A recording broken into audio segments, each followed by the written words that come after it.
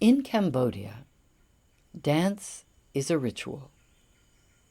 To dance is to enter another space-time dimension where the dancer becomes part of a chain, part of the lineage of all those who before them have performed the same dances.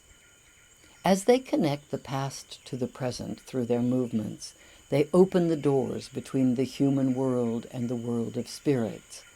In that very moment, communication is made possible.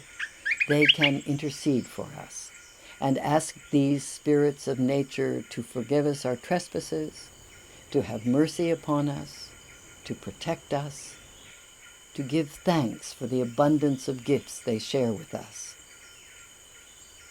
With this in mind, our sacrifice strings together movements from the 32 different rites of spring we found on YouTube. May the dance summon the creators of these dances, our common dancing ancestors. May it open for us this other space-time dimension where we may come in contact with the spirits of the trees, rocks, grass, and sky that surround us.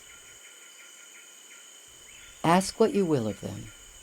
May they listen to you and you to them.